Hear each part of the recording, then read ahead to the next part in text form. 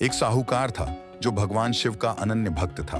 उसके पास धन धान्य किसी भी चीज की कमी नहीं थी, लेकिन उसकी कोई संतान नहीं थी और वह इसी कामना को लेकर रोज शिव जी के मंदिर जाकर दीपक जलाता था।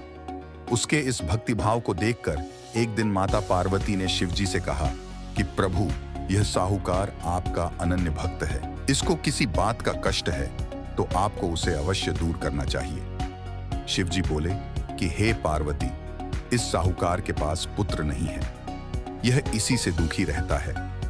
माता पार्वती कहती हैं कि हे ईश्वर, कृपा करके इसे पुत्र का वरदान दे दीजिए। तब भोलेनाथ ने कहा कि हे पार्वती, साहूकार के भाग्य में पुत्र का योग नहीं है। ऐसे में अगर इसे पुत्र प्राप्ति का वरदान मिल भी गया तो वह केवल 12 वर्ष की आयु तक ही जीवित रहेगा। यह सुनने के बाद भी माता पार्वती ने कहा कि हे प्रभु, आपको इस साहूकार को पुत्र का वर देना ही होगा, अन्यथा भक्त क्यों आपकी सेवा पूजा करेंगे। माता के बार बार कहने से भोलेनाथ ने साहूकार को पुत्र का वरदान दिया, लेकिन यह भी कहा कि वह केवल 12 वर्ष तक ही जीवित रहेगा। साहूकार यह सारी बातें सुन रहा था, इसलिए उसे न तो खुशी हुई और न ही दुख। वह पहले की ही तरह भोलेनाथ की पूजा अर्चना करता रहा। उधर सेठानी गर्भवती हुई और 9वें महीने उसे सुंदर से बालक की प्राप्ति हुई। परिवार में खूब हर्षोल्लास मनाया गया, लेकिन साहूकार पहले ही की तरह रहा और उसने बालक की 12 वर्ष की आयु का जिक्र किसी से भी नहीं किया। जब बालक 11 वर्ष की आयु हो गई तो एक दिन साहूकार की सेठानी ने बालक के विवाह के लिए कहा।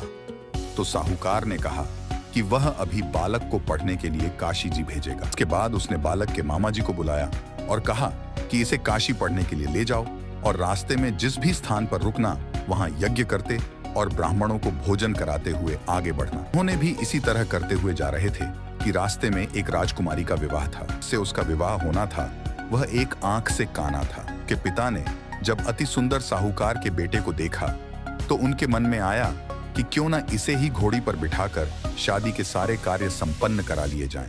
ने मामा से बात की और कहा कि इसके बदले अथाह धन देंगे, तो वह भी राजी हो गए। इसके बाद साहूकार का बेटा विवाह की बेदी पर बैठा और जब विवाह कार्य संपन्न हो गए तो जाने से पहले उसने राजकुमारी की चुंदरी के पल्ले पर लिखा कि तेरा विवाह तो मेरे साथ हुआ, लेकिन जिस राजकुमार के साथ भेजेंगे वह तो एक आंख का काना है। के बाद वह अपने मामा के साथ काशी के लिए चला गया। उधर जब राजकुमार ने अपनी चुनरी पर यह लिखा हुआ पाया तो उसने राजकुमार के साथ जाने से मना कर दिया। तो राजा ने भी अपनी पुत्री को बारात के साथ विदा नहीं किया। बारात वापस लौट गई। उधर मामा और भांजे काशी जी पहुंच गए थे। एक दिन जब मामा ने यज्ञ रचा रखा था और भांजा बहुत देर तक बाहर नहीं आया तो मामा ने अंदर जाकर देखा तो भांजे के प्राण निकल चुके थे। वह बहुत परेशान हुए, लेकिन सोचा कि अभी रोना पीटना मचाया तो ब्राह्मण चले जाएंगे और यज्ञ का कार्य अधूरा रह जाएगा। जब यज्ञ संपन्न हुआ तो मामा ने रोना पीटना शुरू किया। उसी समय शिव पार्वती उधर से जा रहे थे तो माता पार्वती ने शिव जी से पूछा, हे प्रभु, ये कौन रो रहा है। तभी उन्हें पता चलता है कि यह तो भोलेनाथ के आशीर्वाद से जन्मा साहूकार का पुत्र है। तब माता पार्वती कहती हैं कि हे स्वामी, इसे जीवित कर दें, अन्यथा रोते रोते इसके माता पिता के प्राण निकल जाएंगे। तब भोलेनाथ ने कहा कि हे पार्वती, इसकी आयु इतनी ही थी सो वह भोग चुका। लेकिन मां के बार बार आग्रह करने पर भोलेनाथ ने उसे जीवित कर दिया। लड़का ओम नम शिवाय करते हुए जी उठा और मामा भांजे दोनों ने ईश्वर को धन्यवाद दिया और अपनी नगरी की ओर लौटे। रास्ते में वही नगर पड़ा और राजकुमारी ने उन्हें पहचान लिया।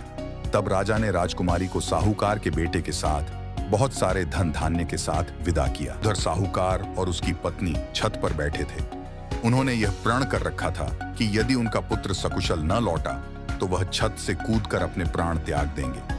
तभी लड़के के मामा ने आकर साहूकार के बेटे और बहू के आने का समाचार सुनाया, लेकिन वे नहीं माने तो मामा ने शपथ पूर्वक कहा। तब तो दोनों को विश्वास हो गया और दोनों ने अपने बेटे बहू का स्वागत किया। उसी रात साहूकार को स्वप्न में शिवजी ने दर्शन दिया और कहा कि तुम्हारे पूजन से मैं प्रसन्न हुआ। इसी प्रकार जो भी व्यक्ति इस कथा को पढ़ेगा या सुनेगा उसके समस्त दुख दूर हो जाएंगे और मनोवांछित सभी कामनाओं की पूर्ति होगी। ऐसी रियल स्टोरी सुनाने के लिए हमारे चैनल को सब्सक्राइब करें, लाइक करें एंड शेयर।